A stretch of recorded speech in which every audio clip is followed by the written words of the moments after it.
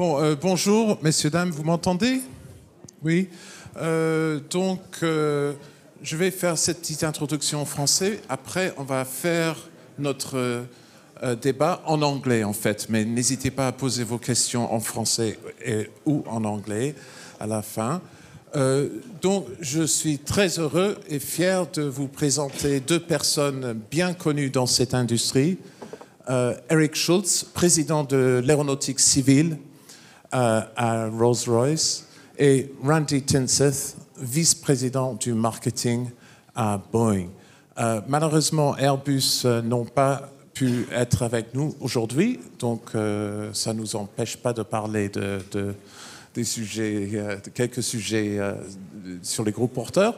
Mais je vais donc maintenant passer en anglais et on va parler pendant une petite demi-heure et après on va passer aux questions si vous en avez. Donc, thank you both so much for being with us today. Let me start our discussion. I can't resist. I have an iconic plane maker and an iconic engine maker in front of me. So, which comes first, the plane or the engine?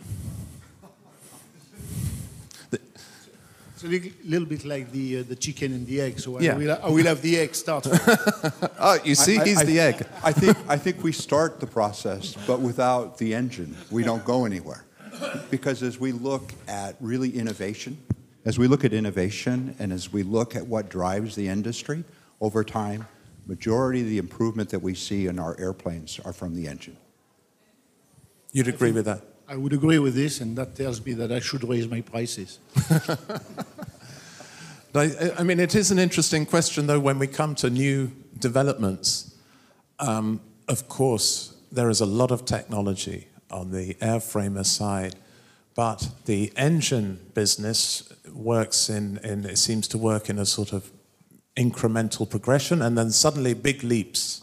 And we just had one of those in the engine industry and coming up to others. So what is going to be the main sort of pacing item which decides when and what type of program is next built in the wide-body space?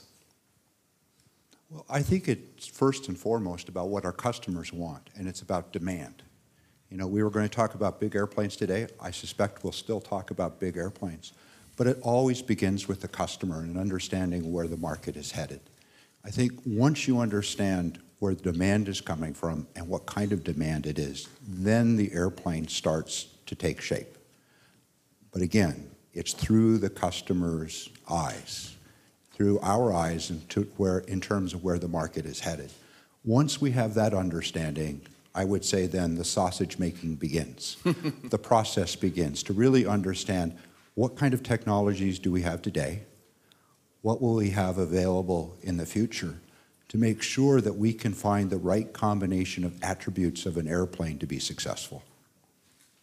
So, Eric, are you ready for the next chapter in the sausage making? Well, yeah. I mean, we have in the engine company, and I would say Rolls-Royce is not different to our competitors. We always have technology, and I believe that in the world of the engines, when you look at over 30 or 40 years, all of us have had the habits to reinvest in old products, to drag the new technology in. Now, there's limitations to this, and I would say once you frame the architecture of an engine, sometimes even if the technology is available, I mean, it doesn't bank at the same way because the architecture is stopping you to move forward. But I would say this is an ongoing subject for all of us. I mean, clearly in the engine world we are dealing with, it's a complex world, it's a non-linear world where we have, of course, any increments is often leveraging quite a lot. And I would say this is an ongoing discussion which we have with Airbus, we have with Boeing, sorry, we have with Airbus as well, and this is all about serving the market better, because one thing which is critical for all of us is that the customer at the end have to get the efficiency one way or another, and nobody is buying an airplane, none of the airlines, and some are in this room, none of the airlines would buy an aircraft today to get today's performance for the next 20 years. That's no longer acceptable. I don't think it has ever been acceptable, but it's no longer acceptable for sure. Okay, so when we think about what the customers want, Randy, one of your many responsibilities in Boeing is to to be in charge of the market forecasts, and so you're constantly thinking about this. Let's just define what we mean by wide body, the wide body space. Where does that start? I know there's a little bit of well, we have a panel at the end of the day that will talk about that a little bit. But we believe the wide body starts, the twin aisle programs start around 200 seats and goes up. It also includes freighter aircraft. When you think about freighters in the future, they're going to be built on wide body platforms. We don't see single aisle type freighters working in the future. So think of airplanes that seat more than 200 passengers. Typical wide bodies today fly 7,000 to 8,000 nautical miles, so they're very capable in terms of their range. And we're seeing more and more, especially with airplanes like A350 and 787, those smaller airplanes come to the market with capabilities we haven't seen in the past, and they're really reshaping, I think, what's happening on the bottom end of the marketplace. So we'll avoid the subject to the middle of the market because I know you have a separate discussion on that later. But you know, there is potentially perhaps an area where you might have twin aisle, not necessarily the same market segment as wide body. I don't know if you agree with that, to what extent it overlaps with wide body or not. Well, and that gets us into the middle of the market, so we'll wait to talk about that later. So look, then let's start with, you know, what we can agree, a wide-body twin-aisle aircraft from, say, 250, 260 seats upwards. Where do you both see the most interesting spots in the marketplace? Where is most demand coming from at the moment? Is it in that small wide-body, intermediate, big twin, dare I say it, the very large four-engined aircraft? Where do you start? Where do you focus? So for me, when I look at the wide body market, I would say very simply, to make things simple, I would say you have 75% of that market, or 70% of that market is composed of what I would say 250 to 350, 270 seats. That's what the bulk of the market is. I will come back to Rolls-Royce later. Then you have about 20% of the market which we see as big twins. And again, I will come back to this. And then 5% of the market, if that, is what we call VLA, very large aircraft. So if I go back to these three categories, I think the 70% of the market will be the big engine growth. And these are aircraft composed of the A350-900, the 787, 8, 9, and to a certain degree, you could say the Dash 10 is somewhere in the middle. Then you have these big twins, and these would be the A350-1000, the 777, Dash 8, Dash 9, and probably a little bit of the 787-10 as well. And then you have the VLA, which today are barely the A380 market. When I start to look at my own business, a bit selfish here, Randy, I'm sorry. Basically for us, the bulk of that market is that 70%. Whoever wants, and we have had the ambition in Rolls-Royce since the 70s, to be one day half of the market of installed base. So there is absolutely no concession whatsoever in that market, because this is the one to win. And I'm really glad of our position in this market. If you think a little bit about product and you compare in contrast with some of our competitors, you look at that Rolls, because of the position we have solidified on both the 787 and the A350 and the 330neo, and then you get into the position we have solidified on the wide body, not being on the 777-8-9, but being clearly on the 787-10 and on the A350-1000, plus I would say the position we have on the VLA. This is where and how Rolls-Royce will dominate the wide-body market by 2021, with more than 50% of installed base. And I think from an airframer's perspective, you know, we could quibble 4 or 5% in terms of where the demand is, but it's plus or minus maybe 5% from the numbers Eric talked about. But just look where production is. And I think production today tells you where production will be in the future. You know, we're building 12 787s a month.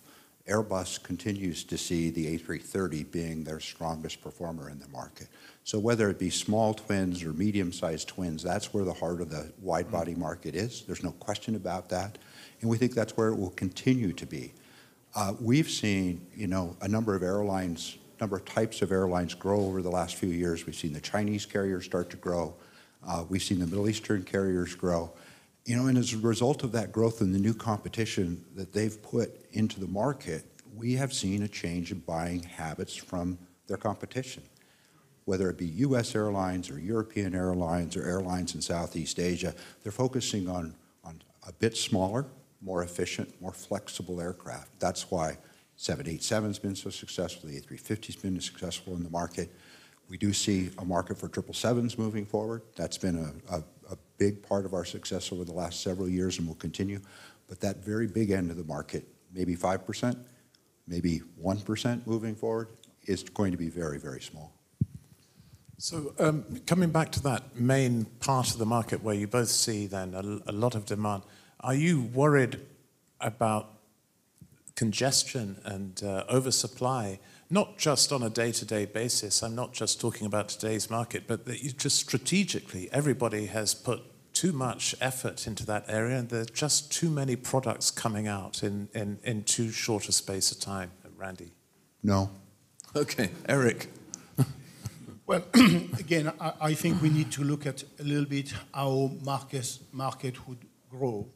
I think it has never been a linear exercise again. Mm-hmm. So you have these phases where you accelerate quite a lot, and then you have these phases where you pause a little bit. So I realize in your question, Tim, that probably you are asking, are we in a kind of a pausing period? I probably would agree that when I look at the level of backlog that both Boeing and Airbus have today, and consequently us and GE have today in this market, I would say it's barely not possible to continue to grow at the same pace anyway. So there will be pause, and there are also times when the airlines, I believe, are taking a little bit more time to reflect. And this is largely dependent on the average age of their fleet.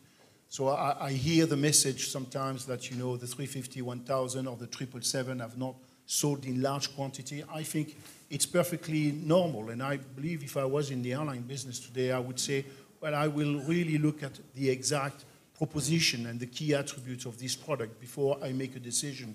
If I'm not forced to make a decision today because my average fleet gives me a little bit more time to make these decisions. Mm-hmm. And I think as you look at the market, we're going to start to see in the 2021, 2022 timeframe, 2023 timeframe, we're going to start to see another replacement cycle in the marketplace. And I think that's going to be one of the key drivers of where the market's headed over the next several years. You know, I said no, but what I'm really trying to say is when we look at how the 87's position, we look at how the A350's position, I think we're both doing the right things in the market. I think our investment in the 777 long term will continue to pay off. It's been a great, great product. I think it's going to be the large airplane of choice. It already is in terms of backlog today. There will be a market for an airplane like that, but probably not the really, really big types of airplanes we've seen in the past. Mm-hmm. Well, let's just come on to the very large aircraft. We've sort of been dancing around the subject. You have opposite interests in this field, Rolls-Royce. Now, let me make it clear, Eric is not speaking for Airbus. It would be unfair to make you do so. But, you know, you have a stake in that area by your engine, Trent 900. Randy's taken a firm view. What is your view, Eric, about the very large aircraft, 4 engines market? Is it worth investing any more money in that space? How much runway does it have left? So, of course, it is a difficult question because we are still having a lot of stake in the ground in this product, and I still believe that this product, out of congested airports, is still a value proposal. Now, it is probably fair to recognize that the big twins today have somewhere overplayed a little bit the 380. I think that's fair to recognize. I still believe that growth, and again, you need to look at the growth over a 20-year period because that's what we are dealing with. Anybody who takes an A380 today or a 777 or an A350 or whatever is not dealing for the next 6 months. It's dealing with the view of where is the market going over the next 10, 15 years. I am convinced that without a massive and significant improvements on, I would say, airport installations and also air traffic control rules, there will be still a lot of congested routes. And if anything, the city pairs will grow for bigger airplanes. So that being said, that then gets to a question where, which is it a market which will benefit the very large twins most and foremost, or will the 380 still be able to sustain a level of market share? And that's the big question. We in Rolls-Royce, we are partner with Airbus on the 380, the same way we are partner with Boeing on 787 and other programs. We'll continue to work by our commitments to the customer. We'll continue to do whatever we have to improve the product, to make the product more efficient. And at the end, you know what? This is a market, and at the end, the rules are the consumer is always right. So the airlines, no matter what choice they make, they will be right. There was talk of re-engineering the A380, and then that went away. Who pulled the plug on that? Was that you or Airbus?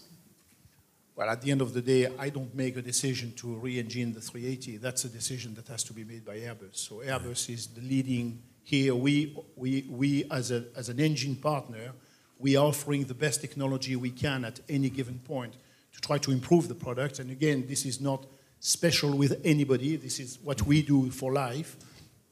But Airbus is the decision maker on the A380. Mm-hmm.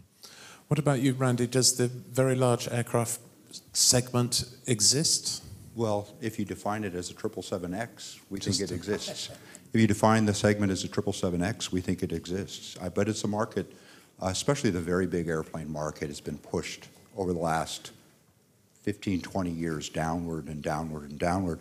And I think it's two reasons are driving it. First and foremost, you know, we're in a very, very dynamic marketplace, lots of change, and flexibility is valued by our customers. And frankly, the bigger the airplane, the less flexibility you have. The second thing our customers value is efficiency.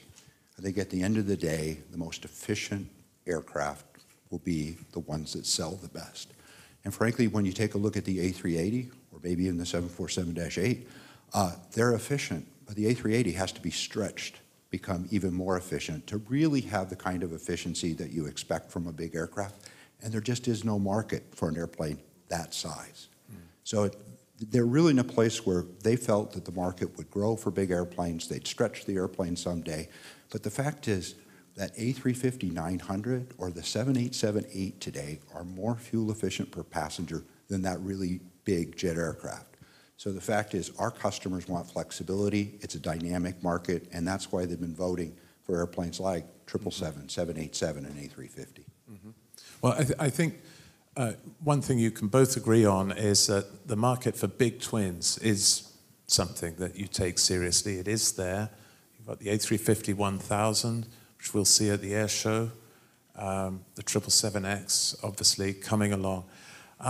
So let's just say then that that is the top of the market. Just for argument's sake, let's put the 747 and the A380 to one side. So that is our path to growth. So what I'd like to ask both of you is how big can a big twin become based on the technology that you have or can envisage in the next 10 or 15 years? Well, I think when you start with a clean sheet design, you can make a bigger twin if you want. Mm-hmm. If you think about it, the 777X, I think that airplane has 10% less thrust than the 777 today. That's because of the advancements of the new composite wing, the aerodynamics, et cetera. So if you were to couple new engine technology with new materials technology that we have available and a new wing, yeah, you can build a bigger twin engine airplane. But the question then will come back in the next 20 years, though, is there a market for it? Is a 500 airplane market big enough to launch a new airplane and make an investment? Do you need 1,000 airplanes moving forward?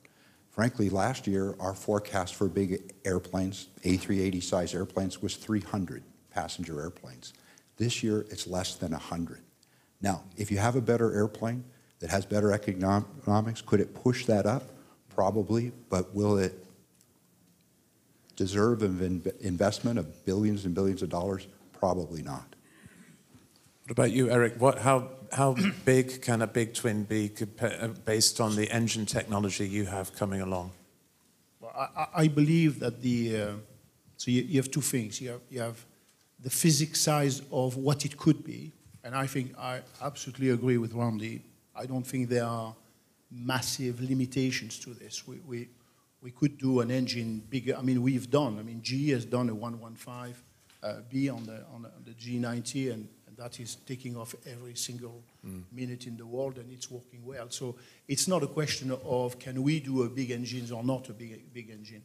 I think my view of the battle, and being a little bit on the backyard here, the view of the battle between the big twins is really one of the 777-300ER has had a fantastic career. I think we can all agree with this.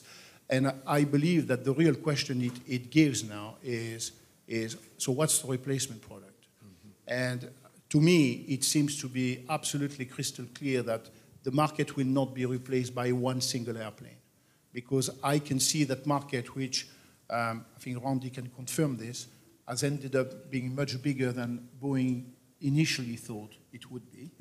And basically, that market is very, very big, very large now. And I believe that how it will split is really interesting. In my view, you could assess that there will be part of that market will be a pure replacement for the 777-300ER, and part of that market will not be a one-for-one replacement, but will be a one-for-one replacement with growth. And I think that's the bet that is on the table here. Boeing has bet that the 777 market will grow, and that's the reason of the Dash 9 program. Airbus, when they worked on the A350-1000 idea, was to put an aircraft right in front of the 300ER with the same kind of characteristic and capabilities. And that's the dilemma. And I think today, I would say probably none of us can really we can have ideas and wishes and hopes, but at the end of the day, the market will split between these two. And I don't know, I don't want to bet where it will be. What I know I am is, unfortunately, Randy, I'm not with you. So I will do my very, very best to make the A350-1000 the best airplane possible. But there is a battle on marketing side on what size is needed in that market and how will it split between where it is today. Well, to your point, the 777-300ER has been a benchmark, really, in efficiency and capability. It forced, I think, the early retirement of a lot of 747-400s around the world.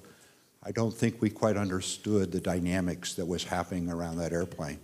You know, when we launched the 777-300ER, we have exceeded our expectations because when we looked at the older 747-400 market, we thought maybe 60-70% of those airplanes were bought for size and maybe 30 to 40% for the range. But it turned out to be the other way around, that maybe 30 to 40% were bought for that size and maybe 60 to 70% for the range.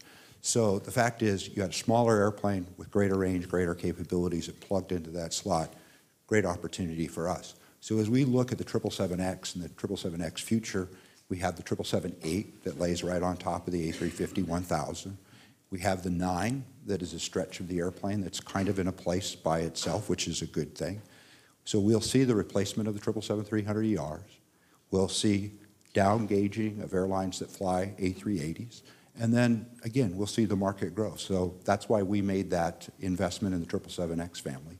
And to this point, we're 5 years in, 340 orders and commitments, so we think we're in a pretty good place. How important is it to have the largest plane in a particular category and to be the engine on the largest plane? Boeing for years sat on top of that big twin market, I imagine had premium pricing as a result. Airbus tried to deal with that, you leapfrog them back. Is that how important is that economically in terms of, having the best margins and driving your strategy? I don't think it's necessarily always about having the biggest airplane. It is about having the best. Again, it goes back to that conversation of a dynamic changing market. Give flexibility to the marketplace, to your customer, and make sure you have the most efficient aircraft. So I think one of the challenges we see today in those really big 4-engine airplanes, they're bigger than the twins, but they don't have that economic advantage. They don't have the efficiency. So you don't have to have the biggest. You do have to have the best. Eric, do you think that an A350-2000, if it came to pass, would tick both of those boxes that Randy mentioned, bigger and better than the 777-9X, or 777-9, I should say? I would say the jury is still on the street exactly what bigger capacity we can squeeze out of the A350-1000. But again, I firmly believe that the 1000 is well positioned in the market, and it's an efficient airplane. It's made of a good, efficient combination, which, by the way, makes the success of the 350-900. So I'm not particularly worried about the success of the 1000. I know the success of the 1000 will be there. Now, after that, do we have possibilities to stretch the 1000? Yeah, the jury is out. We can always stretch. Again, it goes back to what Randy said. Is there a market for it? And how big is the market for it? So I think we'll make these decisions in due time. You talked about size, and we talked about flexibility. I also want to emphasize, I think family is important. The family of aircraft you bring to the market. How can you maximize your family plans moving forward to provide as much coverage as you can for your customers? And by focusing on families, you minimize their investment that they have to make. So having airplane families that complement each other in terms of their size, in terms of their efficiency, in the way that you have engine and engine development, in the way that you work with your pilots, in the way that you work in terms of maintenance and overhaul, I think those are all critically important as well. I want to ask you another question about the structure of the market on the demand side. We've seen Qantas now is going to start flying Perth-London direct. How does that change the balance of power between hubs and fragmentation? The 787 was designed to bypass hubs, but we still have an awful lot of hub capability in the world. But are people going to be overflying hubs more and more? They have for the last 20 years. I think one of the things that is probably the most interesting, next week we're going to share our new forecast. And so I always like to go back and look at our forecast from 20 years ago. And what I found very, very interesting is in the last 20 years, we've seen tremendous growth in this market. But what has grown the fastest is not the size of aircraft. What's grown the fastest is the number of city pairs operated in and out of. So more and more direct nonstop service, without question, over the last 10, 15 years has doubled. And it's been able to double because airplanes like A340s, 777s, 777-300ERs have given airlines the ability to overfly some of those hubs, make more direct connections, open up capacity in those large airports. So I think what you're seeing with what Qantas is doing, what you've seen the 787 do in, 6 years, opened up 140 new markets, that's just going to continue. And as that continues, that takes pressure off these very large hubs, especially when they have a lot of connect traffic, and it provides greater demand for those smaller intermediate twin-engine airplanes.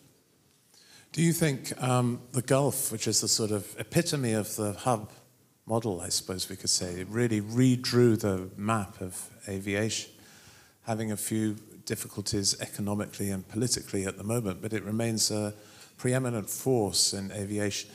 Is that part of the world reaching saturation point in terms of demand?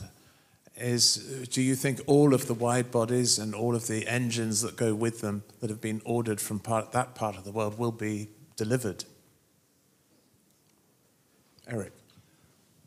Well, so if I was able to predict what's going to be written in the newspaper tomorrow, I would be sitting in your seat. So, but I wouldn't recommend it. okay. So I think there is no doubt that the Middle East has picked a big demand signal for the wide bodies, as is Asia.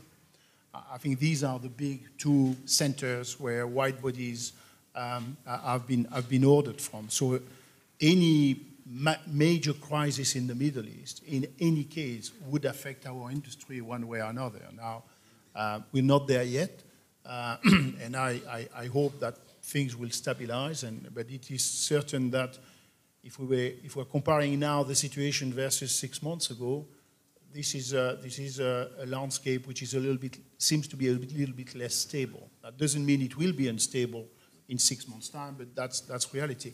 I mean, just to the point we made before, and you, Randy, made before, to which I absolutely agree.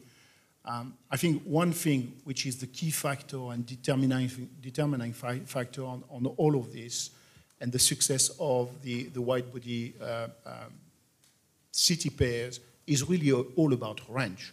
I mean, these aircraft today are coming with range. Before, to get to the range, you had to have very big airplane. And that was the rule. That's the 747-400 and the beginning of the 777, and then the 300ER. And so these aircraft had to have, they were needed to be big airplane in order to get to the range. Now the new thing is that the 350-900, the 787-9, they are bringing range at much lower capacity. And that is completely changing the demand signal. Plus, it is true that in the world, some of the hubs are being really saturated in terms of slots, in terms of infrastructure, because I believe it's fair to recognize in the world that the infrastructures are always lagging behind the fleet. And that's just what it is. And that's a problem. That's a problem for the hubs, because they have to treat more and more airplane in the same capacity or about the same capacity, especially in the West and to a certain degree in Asia as well. So my view is that the point-to-point, with the ability to reach ranges that we would not have been able to do before, that has changed the paradigm a little bit. Yeah, it has changed the dynamic. It has, like I said, it's taken some of those pressures off the big hubs. I can remember, 25 years ago when I made my first long-range international flight, I went into Narita, and all I could see were 747s. 10 years after that, I landed, and all I could see is 777s, and now it's all 87s. Well, what's happened is airlines have been able to overfly Narita, so now Tokyo can focus on O&D traffic from Tokyo. The number of destinations out of Tokyo in the last 10 years has doubled, which is pretty amazing. So I think that's the dynamic that we've seen. It will continue moving forward. In terms of the Middle Eastern carriers, I think, though, the fundamentals of the fact that they're, 8 hours from 85% of the population of the world, they have an infrastructure today that is second to none in moving those passengers. That hasn't changed. They might not see the growth that they've seen in the last decade. Market will continue to grow. At least for us, when we look at the 777X and the big orders from those customers, that's when they start getting in the replacement cycle for these A380s and first 777-300ER. So we're feeling fairly comfortable that we're well positioned as they go into that replacement cycle. Just before we leave the Middle East, would either of you care to share with us whether you're seeing perhaps an increased appetite for deferrals from the Middle East, either because of the general economic questions that have been raised or because of some of the political complexity that we now see? I would say probably not at this point. We don't share the discussions we're having with our customers, but not at this point. Remember, those 777Xs especially are happening into the next decade. We do have 787s and 777s there. We're working with our customers, but I would say they're a little bit more cautious and careful as they go forward, but not a significant uptick at this point in terms of deferrals and cancellations. Eric, you've got a lot of planes, engines in Qatar, obviously, right at the center of this. Are you worried about the ability of Qatar Airways to fulfill all these orders? Well, so far, no, because I have no information around me that would say they would change anything. And again, I think at the end of the day, common sense will prevail. I am an optimistic person, so I always believe common sense will prevail and will continue to serve Qatar. Now, I'd like to just move to a slightly more general discussion. I'd like to talk about the relationship between you. I mean, there's no scoop here, right? Between your different sides of the industry, between your companies. We increasingly see Rolls-Royce more and more associated with Airbus on the wide-body side, although, of course, you have an important position on 787, as you've pointed out.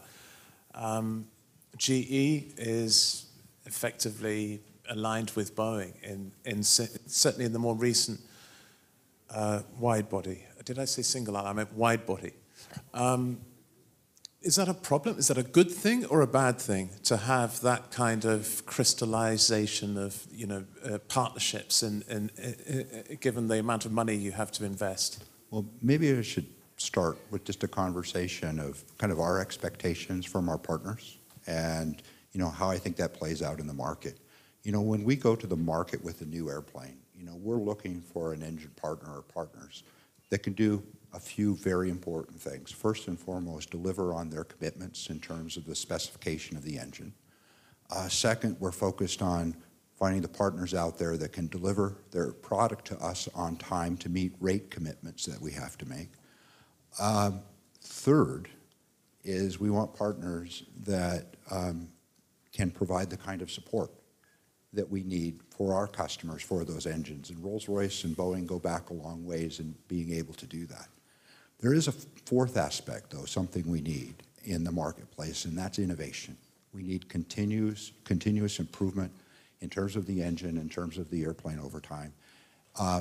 Frankly, that's one thing that our customers believe they get through competition in the marketplace. So, we're focusing on the right airplane at the right time, at the right rate, and being supported.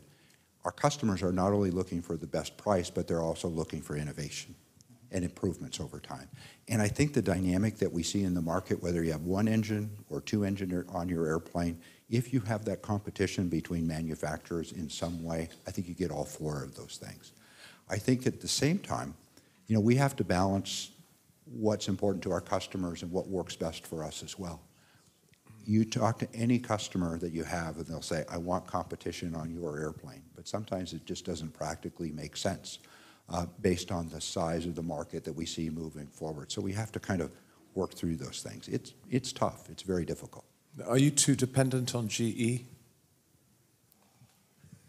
That's a tough question. I would say they've been a great partner. I'm interested by that. And these guys are great partners too.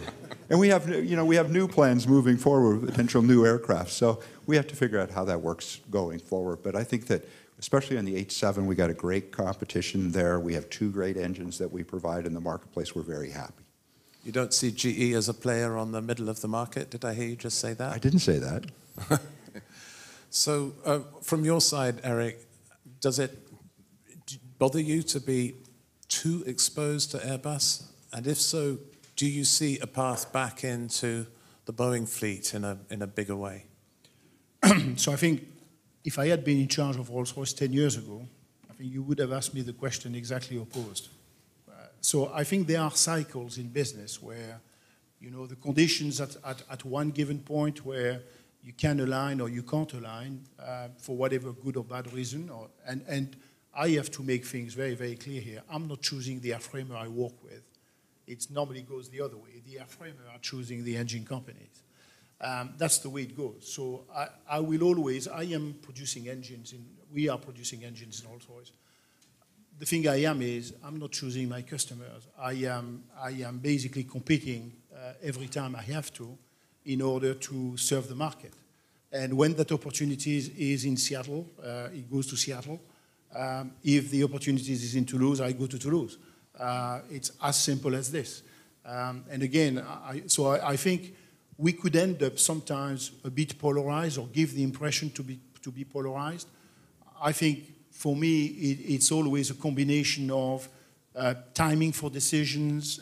It's a combination of just the way we were at this particular time, technologies and ability to demonstrate. I think there is one point which I know we agree on, is that I think the airline market has changed dramatically over the last 20 years and at least 10 years. And that market is that 10, 15 years ago, people were buying airplane, and it was expected that a new airplane at the beginning of its life would not deliver exactly what it should. Mm-hmm. I think these times are gone.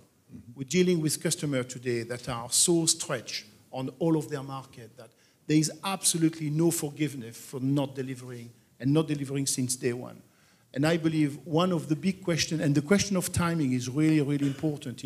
I'm not going away from your question. The question of timing really, really is important because it defines what level of product maturity we can drive into the market. Right. And I think the cycles are never parallel for companies. I mean, sometimes we are ahead, sometimes we are after, and we crawl away. And I think that at the time of a decision being made, sometimes the customer feels more comfortable of any demonstrated technology being with A or B. That doesn't mean it's gone, that you could catch up in 12 months, but at the time of the decision, that's the point. And again, this is driven by the airline industry, which is absolutely not forgiven on anything we do on maturity and reliability of the product we push in the market. Yeah, and I think timing plays a different role too. I think there's a certain timing that you have for an all-new airplane versus a derivative. And oftentimes the timing for a derivative means that you have to have some skin in the game, be a little bit further down the road. The time to market is critical. That can help drive your decision as an airframer. I think, though, when you're looking at an all-new airplane, all-new marketplace, I think everyone comes in pretty much on a level playing field, and I think that that's when you really see the kind of innovation and the opportunity to partner in new ways. Randy, do you think Pratt & Whitney will come into the wide-body space? Is that something you'd like to see shake things? Because at the moment we have, in wide bodies, we have a duopoly on both sides, the engine and the airframer side. How would you Well, that's a better that? question, I think, for them. But I can tell you years ago they competed on the 787, had great engine design. But we also knew on the 787 that 1 is too few, probably, with an all-new product. 3 was too many, and we chose 2. And so I don't expect that to change. I expect them to try to continue to grow that business. And I expect them to take that design that they've developed and see how they can figure out a way to upgauge it into the wide-body marketplace. Do you, Eric, see, you've worked with Pratt & Whitney, of course, i.e., do you, in the future, see them more as a threat or more as a potential partner? I'm looking at Rolls-Royce. Okay. And one final question. I'm conscious we're probably running a little late, but I must ask you about the Russian-Chinese plans for a wide-body aircraft. I wondered, what you think of that. Will they make it? Do you think there's a chance they will do it? And I'd like to get your thoughts on the engine side of that equation, Eric. Never sell your competition short. Never sell your competition short. I mean, we forget sometimes in Seattle that Airbus started as a wide-body product in the marketplace.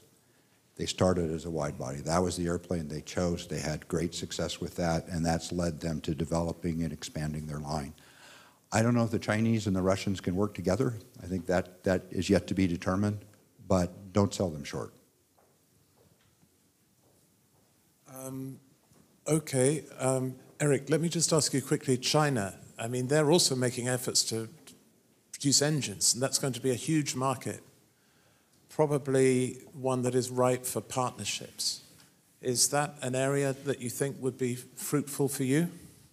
Well, so one thing is that I believe the Chinese industry has shown one determination to get there, and they are there with their C919 now.